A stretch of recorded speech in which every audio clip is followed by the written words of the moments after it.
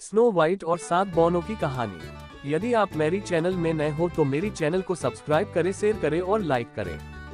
धन्यवाद। एक बार की बात है, एक राज्य में एक राजा और रानी राज करते थे। दोनों ही अपनी प्रजा का खूब ध्यान रखते और दोनों ही बहुत अच्छे थे। उनके जिंदगी में बस एक ही कमी थी कि उनकी कोई संतान नहीं थी। एक बार रानी ने मन इच्छा जताई कि उनकी एक बेटी हो जो सबसे सुंदर और प्यारी हो।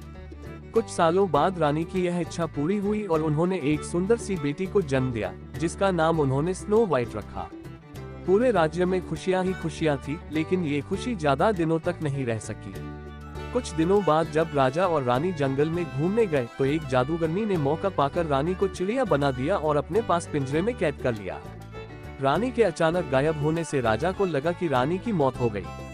राजा बहुत दुखी हुए और उन्होंने स्नो वाइट की देखभाल और मां के प्यार के लिए दोबारा शादी की। लेकिन जिससे उन्होंने शादी की वो वही जादूगरनी थी जिसने रानी को चिड़िया बनाकर कैद कर लिया था। उस जादूगरनी ने रूप बदलकर राजा के साथ शादी की थी।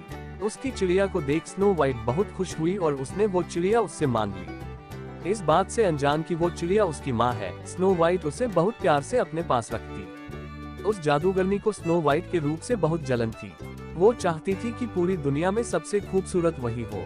उस जादूगरनी के पास एक जादुई आईना था जिससे वो हर रोज पूछती कि सबसे सुंदर कौन।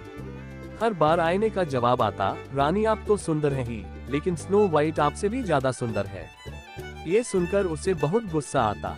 एक दिन उसने फैसला कर लिया कि वो स्नो वाइट को मार डालेगी। इसके लिए उसने एक मंत्री को बुलाया और उससे कहा, जाओ जाकर स्नो वाइट को मार डालो। मंत्री डर गया और स्नो वाइट को जंगल में ले गया, लेकिन उसे मार न सका। उसने स्नो वाइट को सारी बात बताई और उसे भाग जाने को कहा। स्नो वाइट दुखी हो गई और वहां से भाग गई। मंत्री ने वापस आकर झूठ बोल दिया कि उसने स्नो वाइट को मार दिया है। जादूगरनी रानी बहुत खुश हुई। उधर स्नो वाइट जंगल में भटक ही रही थी कि उसकी नजर एक छोटी सी झोपड़ी पर गई। वो उस झोपड़ी में चली गई।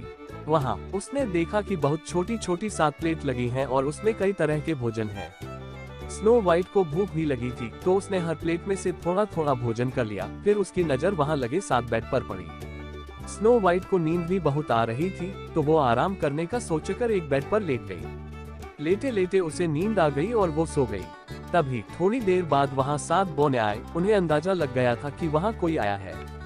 जैसे ही उनकी नजर स्नो वाइट पर पड़ी, उसकी खूबसूरती देख बौने उसे देखते ही रह गए।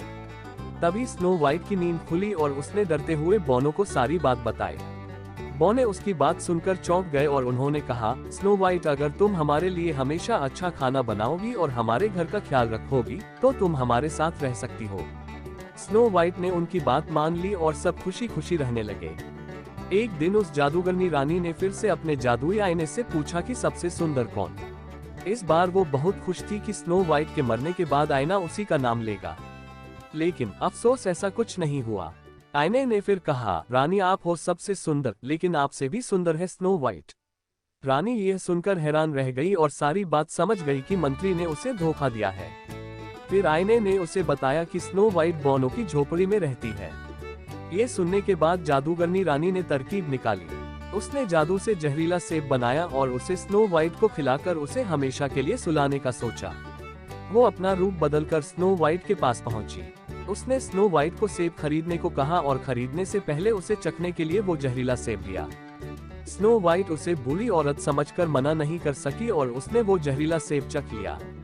सेब चखते ही स्नो वाइट की तबीयत बिगड़ने लगी और उसी बीच वो जादूगरनी अपने असली रूप में आ गई और स्नो वाइट के सामने हंसने लगी।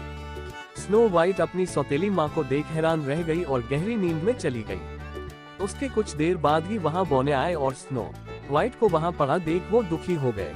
उन्हें लगा स्नो वाइट उन्हें हमेशा के लिए छोड़कर चली गई। उन्होंने उसे दफनाने का सोचा, लेकिन उनका मन न माना और उन्होंने उसे एक शीशे के ताबूत में रख दिया। तभी वहाँ राजा के दोस्त का बेटा, जो कि एक राजकुमार था, वो आया। स्नो वाइट को देख वो चौंक गया और बहुत दुखी हुआ। उसने बौनों से स्नो वाइट के बारे में पूछा और दुखी होकर स्नो वाइट को ताबूत समेत अपने साथ ले जाने के बारे पूछा। सारे बौने दुखी हो गए। उन्होंने ताबूत का शीशा खोला और राजकुमार ने स्नो वाइट पर प्यार जताते हुए उसके हाथ को चूमा। इतने में स्नो वाइट को होश आ गया।